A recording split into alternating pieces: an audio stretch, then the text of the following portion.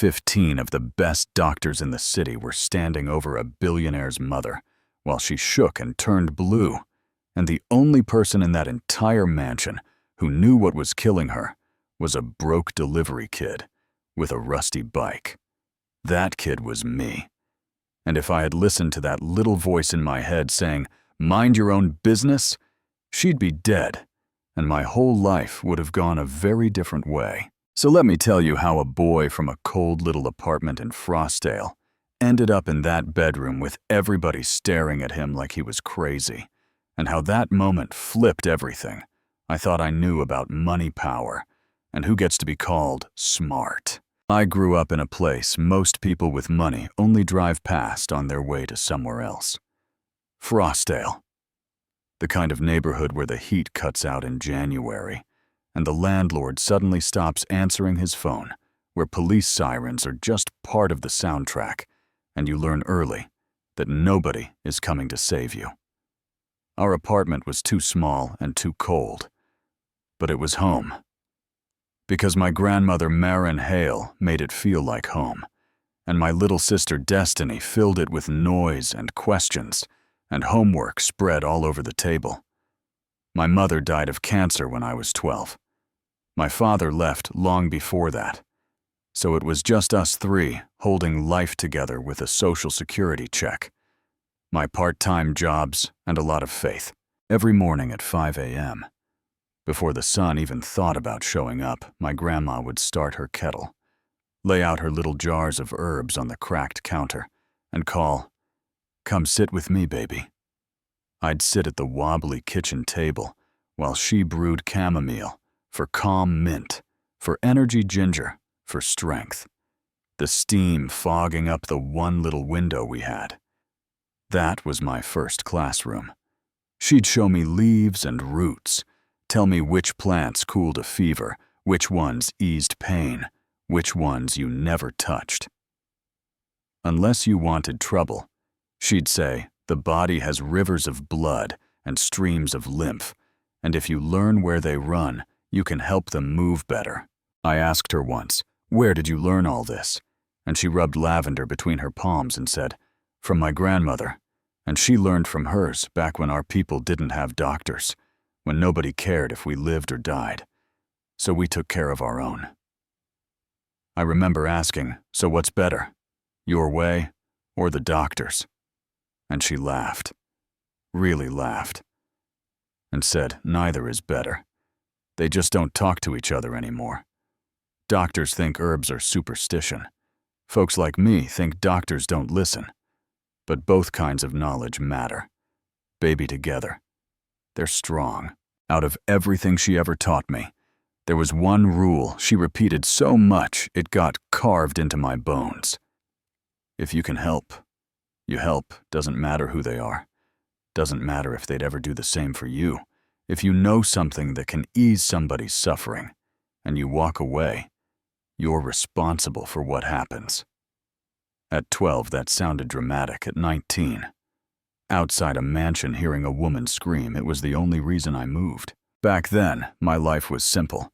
In the hardest way, I worked nights at a warehouse, mornings doing deliveries on this old bicycle that creaked every time I hit a bump, the kind of bike nobody would bother to steal.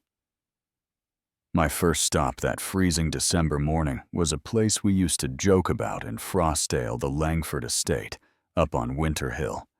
The one with the stone walls and the golden gates, and all that 20 premium coffees for the household staff every Tuesday, like clockwork. Usually Martha, the head housekeeper, met me at the service entrance.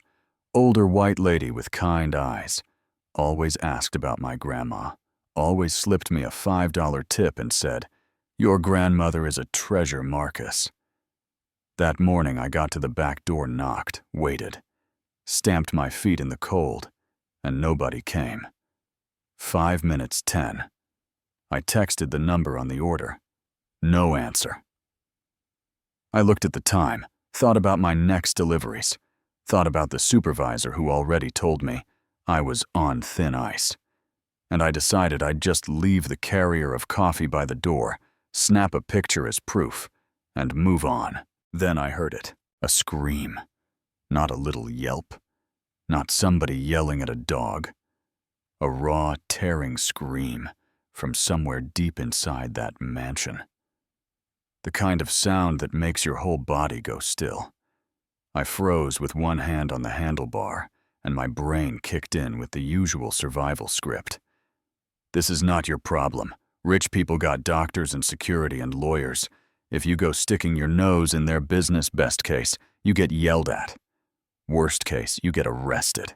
And then the scream came again, weaker, and underneath it, I heard other voices, fast, panicked, overlapping the sound of an emergency spinning out of control. That's when my grandma's voice cut through my fear like a knife. If you can help, you help. So I did something that made no sense on paper. For a broke black kid with no diploma and no lawyer. I dropped to the bike, ran around the side of the house, following the sound, heart pounding so hard I swear I could taste metal. I ended up under this massive second-floor window. The kind of window people from Frostdale only see on TV. And when I looked up, I could see straight into a bedroom, no, a suite that was easily bigger than our whole apartment. In the middle of that room was a 4-poster bed, and on that bed lay an older woman. Small, fragile, her body jerking in violent, ugly waves.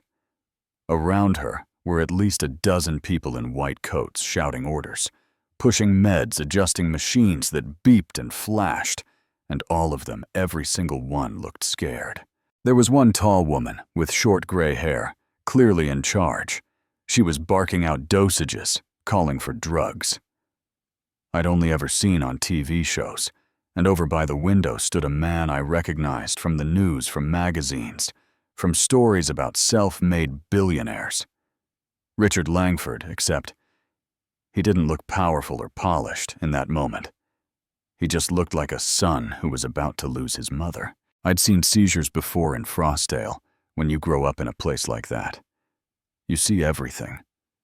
But this felt different, the stiffness. The way her muscles pulled the color at her lips. And then something else hit me. A smell. Even through the glass in the freezing air, my nose picked up this heavy floral scent. But not like real flowers. Fake chemical. Trying to be lavender and missing the mark, plasticky and wrong. 3 years earlier, a woman in our building, Miss Sarah Williams, nearly died after buying cheap essential oils from some street vendor, same story. Lavender to help me breathe. She'd said, then came the seizures, ugly and sudden. Doctors ran every test. Shrugged, started talking about brain lesions. Grandma walked in. Sniffed once, turned off the diffuser, threw open the windows and said, "She's being poisoned from the air." Then she pulled out her herbs, made steam-worked pressure points on Sarah's neck and wrists.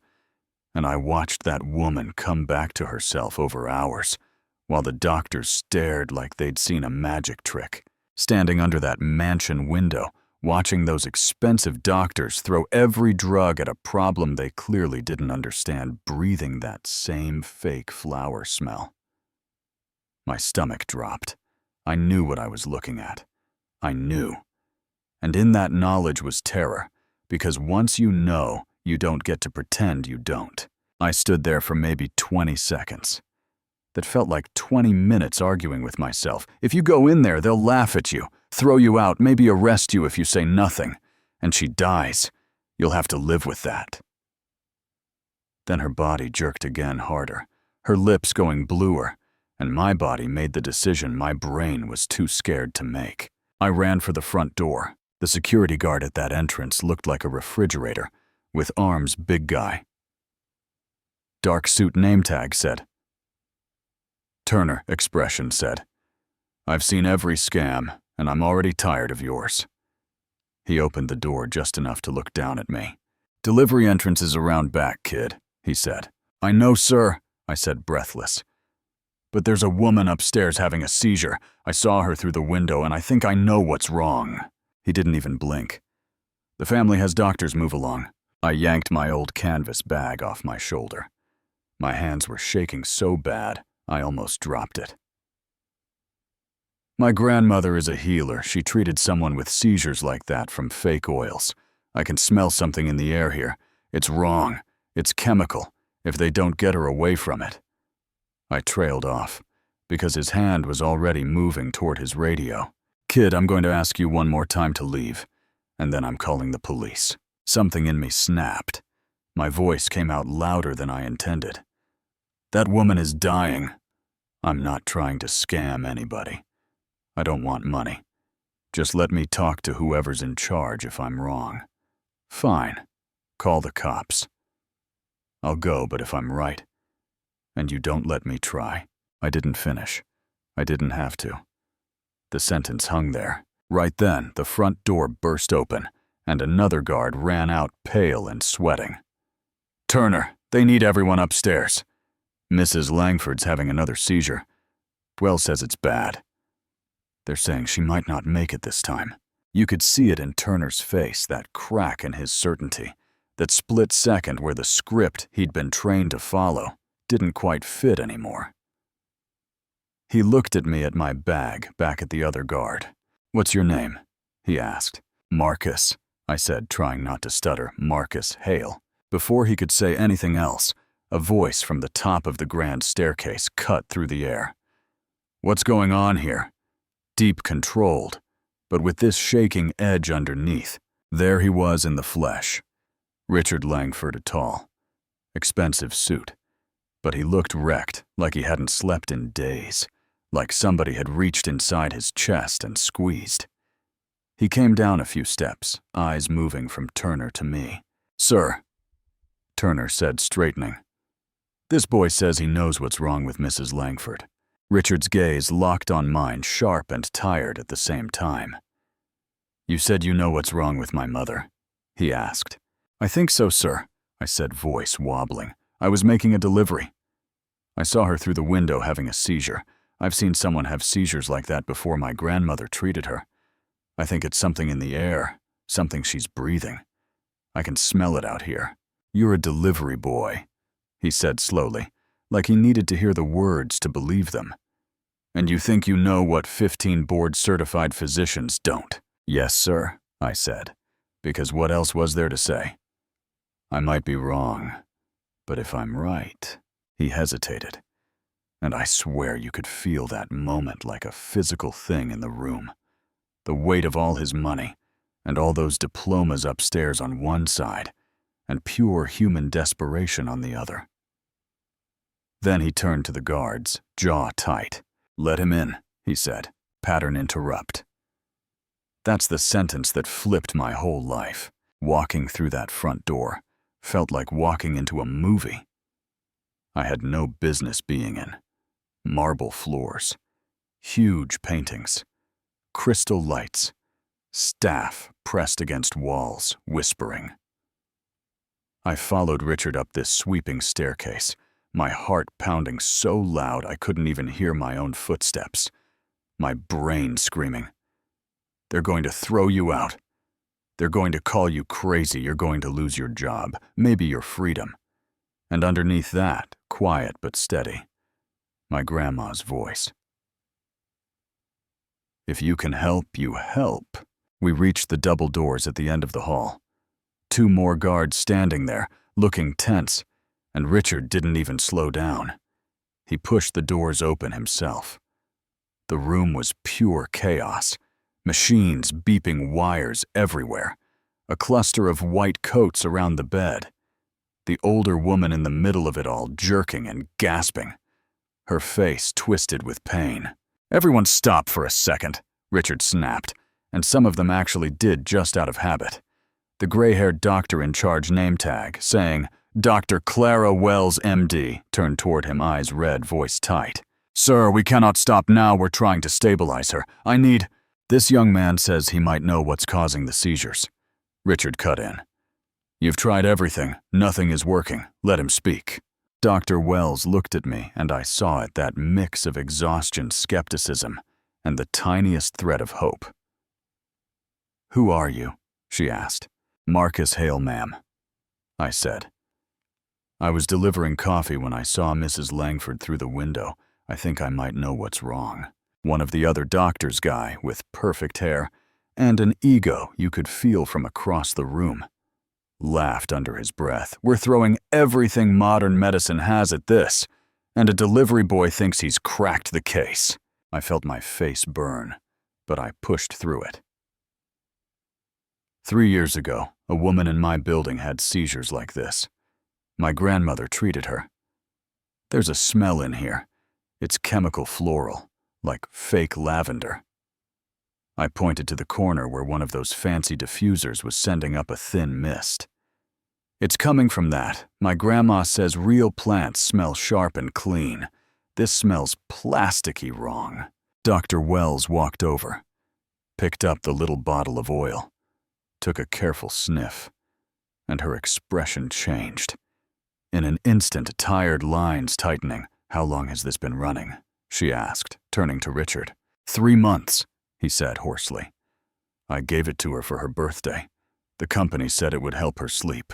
"When did the seizures start?" she asked. "About 3 months ago," he whispered. "You could feel every person in that room do the math at the same time." She came back to me, her voice sharper now. "What did your grandmother do for that woman exactly?" "First thing she did was turn off the diffuser, open the windows. Get her away from whatever was in the air," I said. "Then she used herbs that help the body clear. Toxins made steam, so the woman could breathe it in. And she worked pressure points on her neck and wrists. She said it helped circulation, helped the body move the poison out faster. I carry some of those herbs with me just in case someone needs help." "Herbs," that arrogant doctor muttered, rolling his eyes. But Dr. Wells ignored him. She looked at Richard instead, and he didn't even hesitate. "Do it," he said. "We've tried everything else."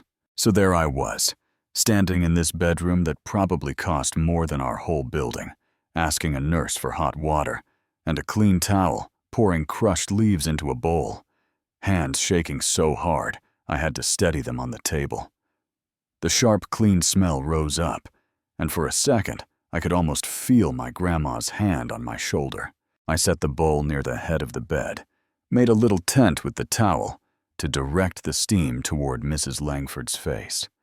Then I placed my fingers where Grandma had shown me 100 times at our kitchen table, in the hollow at the base of the neck on the inside of the wrists, and I started pressing gently, counting my breaths in my head, the way she'd taught me. 1, 2, 3. Nothing. 4, 5, 6. The doctor shifted behind me. Someone coughed. Someone whispered. 7, 8, 9. My own thoughts got louder. What if you're wrong? What if you make it worse? What if she dies right here and they blame you? 10, 11, 12. The jerking started to slow just a little, her breaths less ragged, the blue at her lips not quite so dark. 13, 14, 15, 16, 17. The convulsions stopped. She lay still, her chest rising and falling in slow, even waves. The room fell silent, every beep from the monitor, suddenly crystal clear. Dr. Wells grabbed her wrist, then looked at the monitor. "Her oxygen is rising. Blood pressure is stabilizing. Respiratory rate is normalizing." She looked at me like she couldn't decide if I was a miracle or a problem to solve. "What did you just do?" I swallowed my legs, suddenly feeling like rubber. "What my grandmother did, ma'am," I said quietly. "Sometimes a seizure isn't the brain misfiring. It's the body trying to get rid of poison. The herbs help the liver and kidneys do their job. The pressure points help the blood move the open window, gets rid of whatever is in the air that shouldn't be there." Richard moved to the side of the bed, stared at his mother's face, then at the monitors, then at me. A tear slid down his cheek, and he didn't bother to wipe it away. "You saved her," he said, voice barely there. "A delivery boy with a bag of herbs saved my mother when the best doctors I could buy couldn't." "Maybe I helped," I said, because that's all I really knew. Here's the crazy part. That should have been the end of my role in their story, right? I step in. Do my thing. They maybe say thank you. I go back to Frostdale and keep pedaling that old bike.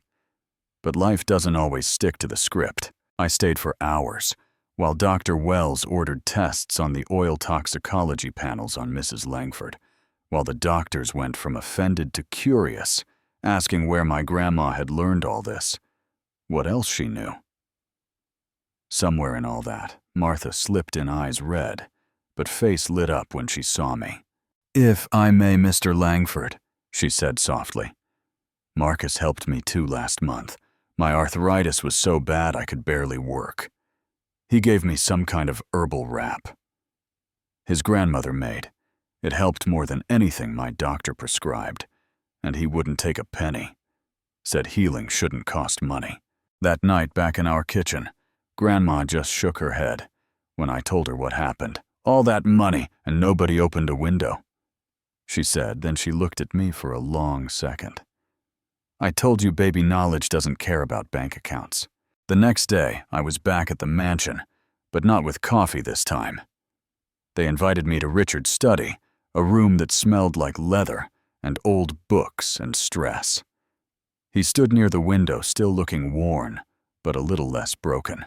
"First," he said, "thank you properly. My mother is alive because of you." "I'm just glad she's okay, sir," I replied, because I didn't know what else to say. "Why did you help?" he asked. "You could have heard that scream, left the coffee by the door, and ridden away. Why risk your job? Your freedom for people who've never done anything for you?" I thought about it. Really thought. Then said the only thing that felt true. Because my grandmother says if you can help, you help. Doesn't matter who it is. If you know something that might save somebody and you walk away, you're responsible for what happens. I couldn't carry that. He nodded slowly, like that answer hit something in him. "Your grandmother sounds like a very wise woman," he said. "She is, sir, the wisest person I know." "Tell me about you," he said.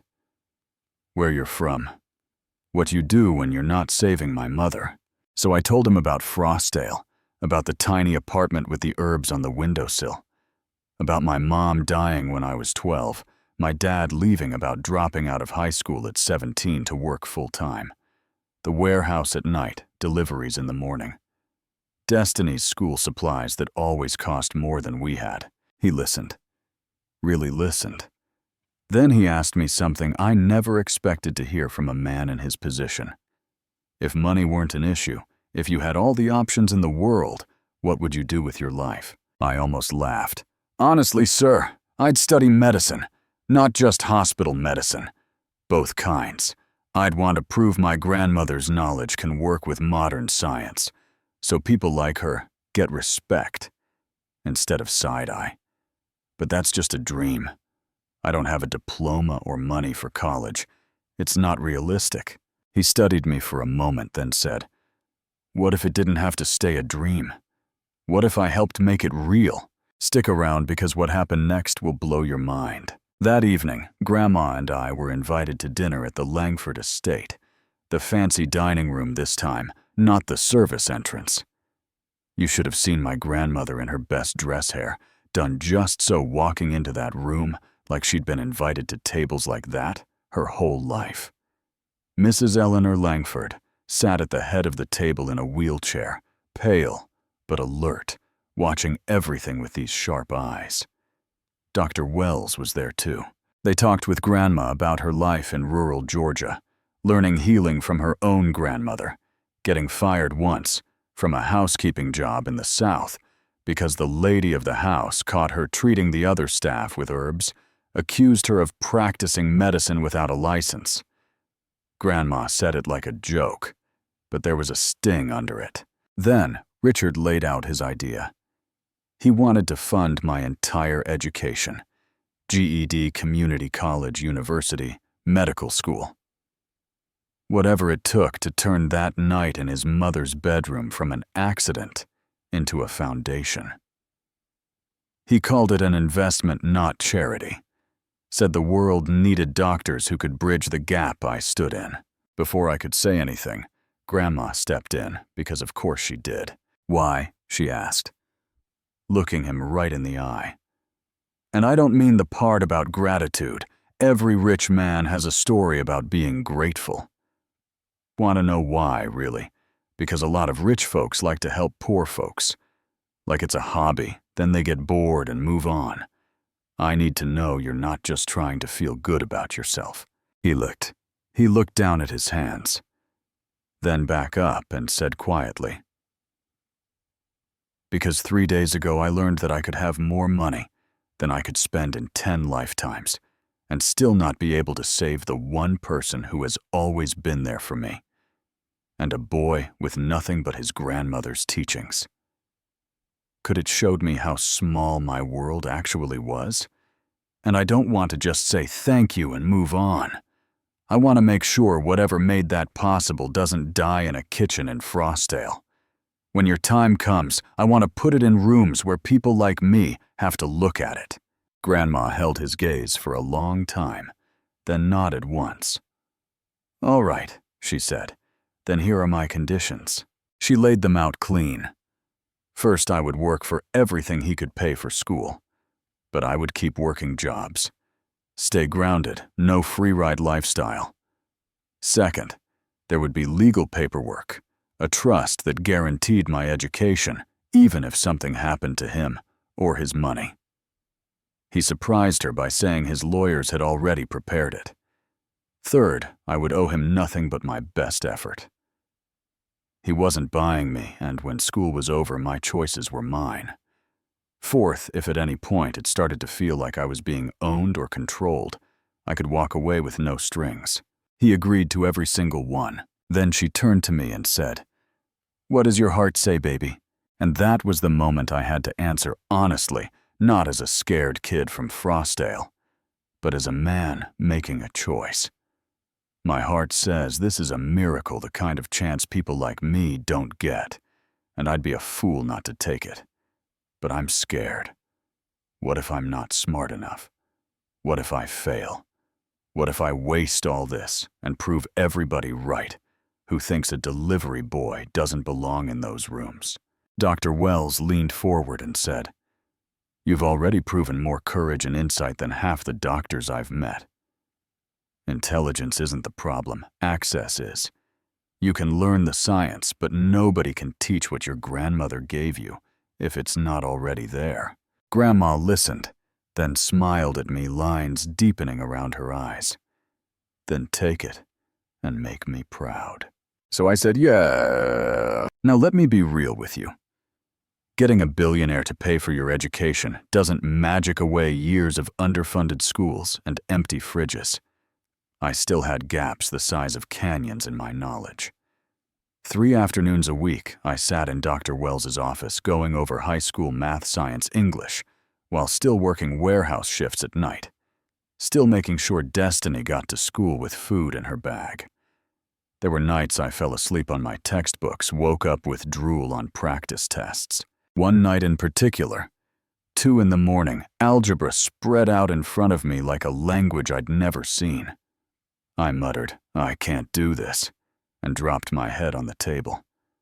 Grandma walked in, wearing her old robe, leaned against the doorway and said, "You thinking about quitting?" I didn't look up. "How'd you know?" She chuckled. "Because you look like your mama used to when life got heavy, and I'll tell you what I told her. You don't get to decide you're not good enough before you even find out what you could be." I took the GED after 3 months of that grind, and I passed every section on the first try. I don't cry often, but when I held that paper in my hands, I had to sit down. Snowbridge Community College came next, and I won't pretend I walked in there feeling like I belonged. Most of the kids around me were fresh out of decent high schools, talking about prom and AP credits. I was counting hours between my shift and my first class.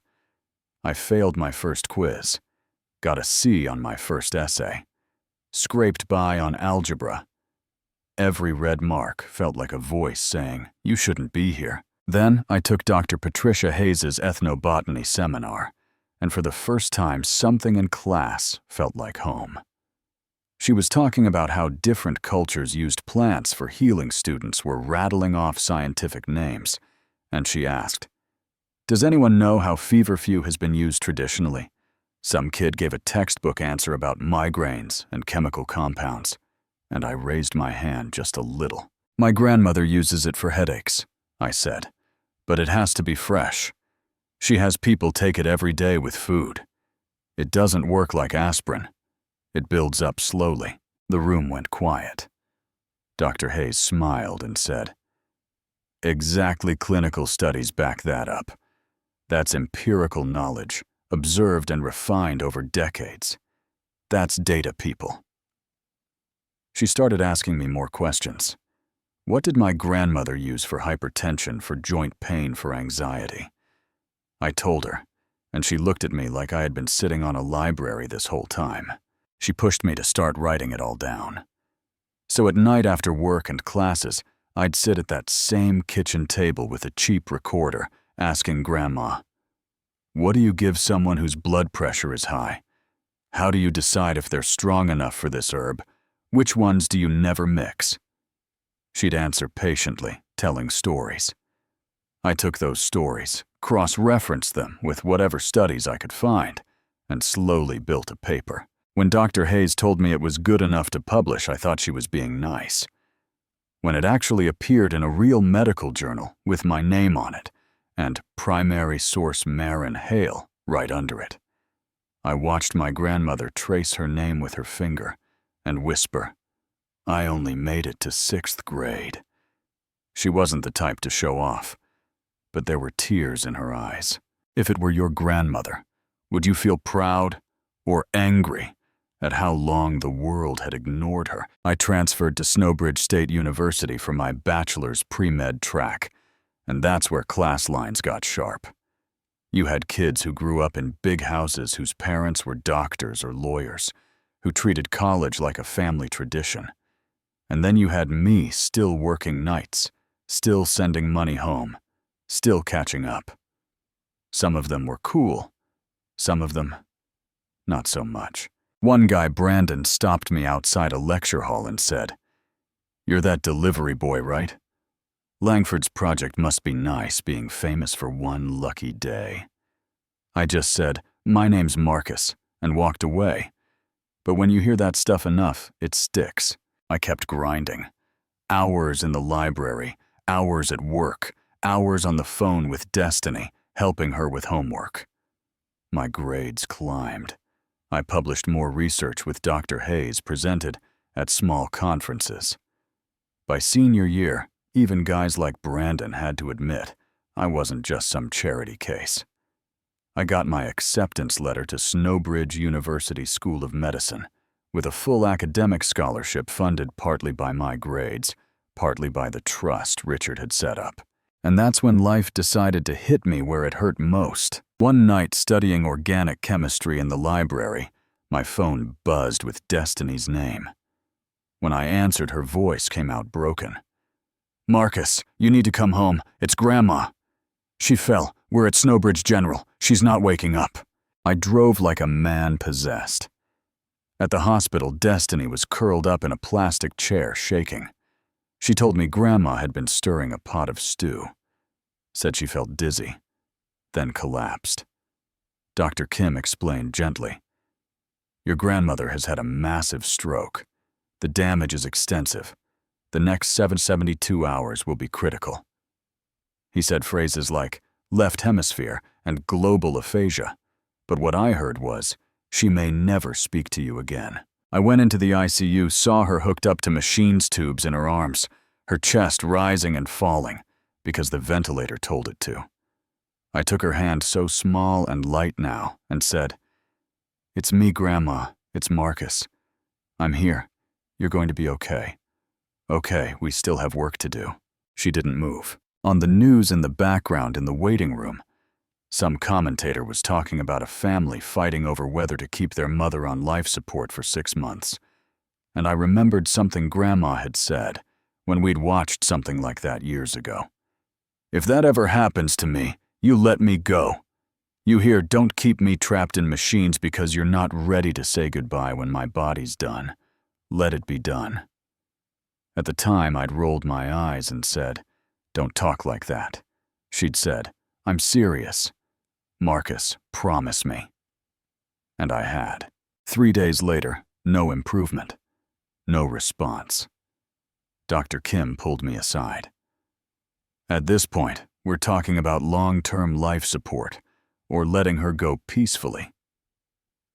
I snapped at him. Because grief does that. We don't just give up. And he didn't argue, he just asked, what would she want? That question cut through everything. I spent the whole next day in that room, telling her about my classes, my plans for a clinic in Frostdale, with both herbs and machines. How I didn't know how to do any of that without her. As the sun was going down, I felt her fingers twitch. Her eyes opened cloudy and heavy, but they found my face. "Marcus," she whispered. "I'm here," I said, leaning close. "I'm right here. You're going to get better. We still need you." She shook her head a little. "No time to go." "Don't say that," I said, crying before I even realized it. "You're strong. You can fight this." "Don't want to fight." She murmured each word like lifting a weight. "Want to rest. Use what I gave you. Help people, all people, rich, poor, doesn't matter. Tell Destiny I love her. I love you, baby. Always proud." Her hand loosened in mine. The machine started beeping. Nurses ran in. I stepped back because I knew. She was gone. Her funeral was at the little church in Frostdale. I thought it would be small, just a few neighbors. Instead, the place overflowed people standing in the aisles out the doors. Folks I'd never seen talking about how Miss Maureen saved their baby, eased their pain, sat with them when nobody else would. They told stories about herbal wraps and teas and quiet prayers. In the front row, Destiny and I sat with numb faces, and right behind us, dressed in black, sat Richard and Eleanor and Dr. Wells and Dr. Hayes. 2 worlds in one room, mourning the same woman. After outside in the cold, Richard put a hand on my shoulder and said, "I'm so sorry, she was remarkable." Then added, "You should take time off from school, from all of it. The money will be there when you're ready. Nobody would blame you." I looked at him, then at Destiny, then back at that little church door, and I heard my grandmother's voice. "Don't you turn down miracles." And I said, "She wouldn't want that, she'd want me to keep going." So I did. I finished that semester with grief, chewing holes in my concentration. Sat at my desk during exams. Hearing her voice instead of the questions, sent off my med school paperwork with a shaking hand. Med school hit me like a brick. The volume of information was insane. I failed my first anatomy exam, not by much, but enough to make that old voice whisper, "This is where you find out you were never meant to be here." I was sitting in the library, staring at diagrams of nerves, when Dr. Wells sat down across from me and said, "You don't need to study harder. You need to study differently. You're trying to memorize disconnected pieces. Think about it like your grandmother's remedies. Everything connected. Each herb doing one piece of a larger job. The body is the same." We spent hours reworking how I thought, building connections, instead of random lists imagining structures moving together. On the next exam, I pulled a 92. That number didn't make me a genius, but it silenced some ghosts. During my emergency rotation, I started noticing something that bothered me more than any exam patients from neighborhoods like mine coming in over and over with the same issues. Diabetes, spinning out of control blood pressure, through the roof asthma attacks triggered by mold in their apartments, doctors calling them non-compliant. Like that was the whole story. One night I met Mrs. Judith Thompson. Blood pressure so high, it scared even the seasoned nurses. The resident rolled his eyes and said, "She never takes her meds right," and walked off. I looked at her chart, 5 different prescriptions, some 3 times a day, some brand name and expensive. I sat down and asked, "Are you having trouble remembering your medications?" She snorted. "Remembering isn't the problem, paying. is you know what 5 prescriptions cost on Social Security. She told me she ate what she could afford. Canned soup, frozen dinners. Nothing like the heart-healthy diets on our pamphlets. And she said, doctors tell me eat better and exercise like there's a grocery store with fresh produce and safe sidewalks in my neighborhood. So I told her about herbs my grandma used for blood pressure, hawthorn, garlic, hibiscus, and I said, they can help, but only if we balance them carefully with your meds. I know one doctor who respects both sides. Would you be open to working with her? That doctor was Dr. Hayes. Months later, Minars Thompson was down to 2 meds instead of 5, growing hibiscus in pots by her window, walking every morning with some friends telling me, I feel like myself again, not just someone living to swallow pills. Stories like that pushed me to start a little blog where I broke down herbs foods, stress all in plain language. Tying what Grandma taught me to research, I was now able to read. At first, 20 people read it. Then 100. Then Dr. Hayes shared it. Then a local news station did a short piece on the med student bridging medicine and tradition. Some doctors loved it. Some said I was peddling pseudoscience. I wrote back and said, I'm not telling people to throw away their prescriptions. I'm saying some of what we call superstition is just data nobody ever bothered to analyze. That's when Dr. James Sullivan, from the National Institute of Integrative Medicine, reached out, offered me a funded fellowship to travel and document traditional healers across the country while I did my residency. So I went. I sat in the Arizona desert with a Navajo medicine woman, learning plants that help blood sugar. I stood in a California storefront with a Vietnamese herbalist whose recipes went back 12 generations. I walked Appalachian Hills with a root worker who knew more about the forest pharmacy than most pharmacists. I wrote it all down, checked it against what we knew. Published findings, when they held up, learned from failures. When they didn't. By the time my residency ended, I had a stack of papers, a digital archive, speaking invitations from medical schools that 10 years earlier would have locked the door before I got to the front steps. But Frostale never left me. I still heard my grandma each time I saw someone choose between rent and medication in the clinic. I'd always told her I wanted to bring what I was learning back home, and I hadn't done that yet. Then one day, my phone lit up with a call from Richard. I want to build something, he said. A place in Frostale where your grandmother's wisdom and modern medicine stand side by side, free or low cost. No marble floors needed, just dignity. I'd like to name it after her, and I'd like you to run it. When I drove back into Frostale to see the building, my throat tightened. The old warehouse we used to walk past had been transformed.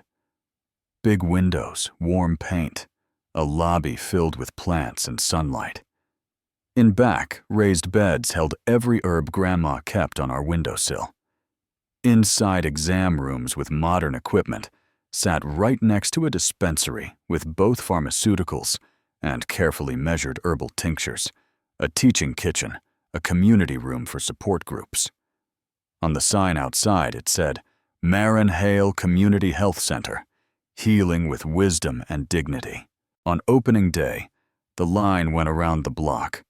Folks from the neighborhood, some who'd known Grandma, some who'd just heard stories, moms with kids, old men with canes, teenagers with hoodies and guarded eyes. I stood in front of them and said, 15 years ago, I was a delivery boy with a bag of herbs and a decision to make outside a door like this. That decision changed my life, and my grandmother's teaching carried me here. This center exists because old knowledge and new knowledge are stronger together, and because people in Frostale deserve care that respects them. Eleanor spoke too in her wheelchair voice, thin but steady. I'm alive because a 19-year-old took a risk, and I chose to listen. This center isn't charity. It's what happens when people from different worlds admit they need each other. The results came faster than even I expected. ER visits from our neighborhood, dropped hospitalizations for uncontrolled diabetes and hypertension declined. More people started talking about my doctor instead of the ER. We built what I called healing partnerships, where I would ask, what matters most to you? What can you actually do? What can you afford? And build plans with patients not for them. Combining medication with herbs, diet changes. Stress tools that didn't cost money. Word got around. Other cities called. Hospitals wanted to copy the model. I got invited to Harvard, Yale, all these places to talk about integration and humility and listening. Each time I'd look out at those polished faces and think, would you have opened the door for that kid with the bike? And life, because it has a sense of symmetry, brought me to another bedside I never wanted to see. Eleanor called me one day and said, "Marcus, I'm dying, cancer." This time, they gave me maybe a month. I don't want to die in a hospital bed hooked to machines. I want to go like your grandmother did at peace. Can you help me? So I did what I always do.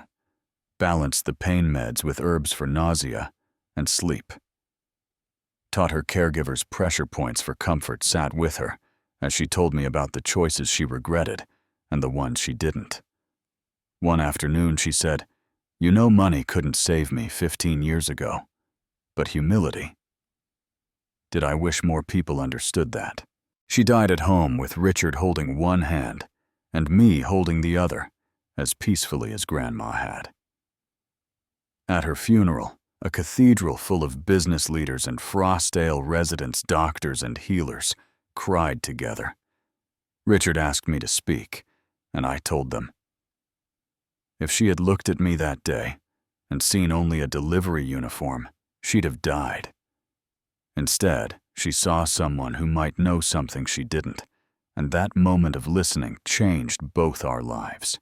After the service, Richard took me aside and said, "My mother left instructions in her will. She set aside $50 million to expand your work to build centers like Frostdale. In other communities, she wants you to lead at no conditions, except to stay true to what you both believed in. 50 million. That number sat heavy in my chest. That kind of money can build wonders or monsters. I wrestled with it, worried about losing what made our first center special, the personal grounded roots. I asked Dr. Wells, who said, "This is how you move from exception to system." And I asked Destiny, who said, "Don't go run it from some glass office. Stay here, keep seeing patients, but don't say no to people who need this." So I said yes, and I set 2 rules for myself. I would keep treating patients at Frostdale 3 days a week, and every doctor who joined our network would train here. First in the garden, in the kitchen, in the community room, not just in the exam rooms.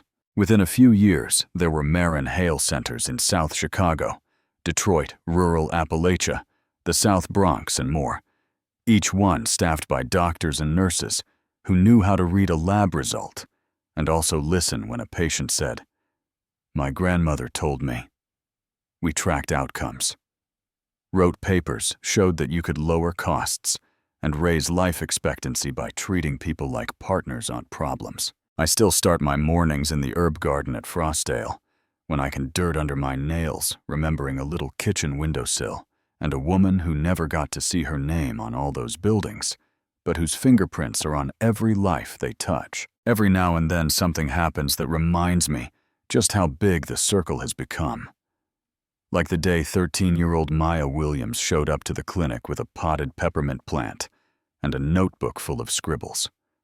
Her mom was Sarah Williams, the same woman Grandma saved from those fake oils years before. "Dr. Hale," she said way too fast. "I've been growing herbs with my mom and helping people in our building, and I want to do what you do, know both worlds, be a real doctor, and a Huara healer. How do I start?" I laughed in the good way and said, "You're starting already. Focus on your science classes. Learn everything you can from your mom. And if she's okay with it, you can volunteer here. We'll teach you what we know.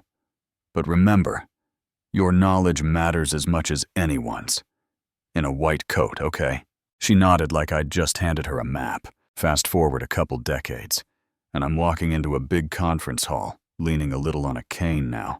And there's Dr. Maya Williams at a podium, looking out over an audience of doctors and healers from all over the country.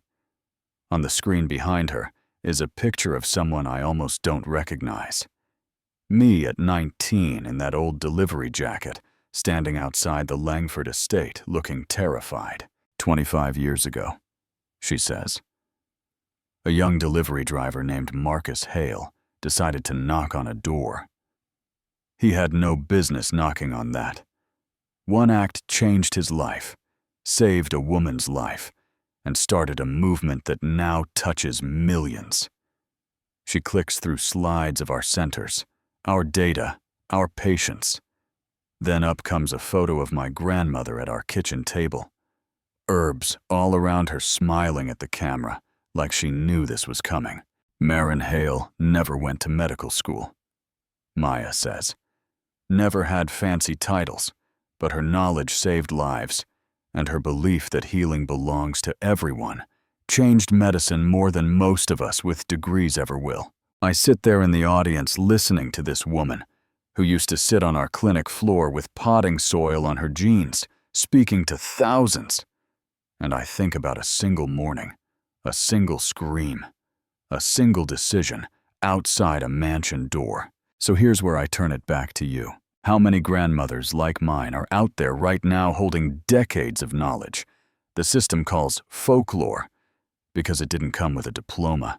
How many people like me are stocking shelves or delivering packages with minds that could change entire fields if someone gave them a chance? How many times do we dismiss someone's wisdom because of their clothes, their accent, their address? Do you think that's fair? Do you think it's fair that for so long, the world only took knowledge seriously when it came from people with money and the right last name, while the people keeping their communities alive in the shadows were called lucky or superstitious? I'm not saying every herbal remedy is safe. I'm not saying doctors are the enemy. I am a doctor. I love science. I'm saying we've lost lives because of arrogance on both sides, because doctors didn't want to listen to grandmothers, and grandmothers didn't want to walk into hospitals. I'm saying the future belongs to the people who are humble enough to admit they don't know everything. If you're still with me, I want to hear your story. Have you ever had a doctor ignore something your family knew was true? Have you ever had to choose between paying for meds and paying for heat? Are you a medical professional who's tried to bring compassion and culture into a system that didn't want it? Or maybe you're sitting on knowledge right now that everyone around you tells you is nothing special. Drop it in the comments. Agree with me. Argue with me. Tell me where you think I'm wrong. Because this isn't just my story. It's a question about what kind of world we want to live in. One where only certain people get to be right, or one where we actually listen to each other. If this hit you somewhere deep, do me a favor. Hit like so. More people see it, subscribe if you want more stories like this, and share this video with someone who needs to be reminded that where you start doesn't have to be where you end. And most of all, tell me in the comments if you were that kid outside the mansion smelling something wrong, hearing that scream. If it were you, what would you have done?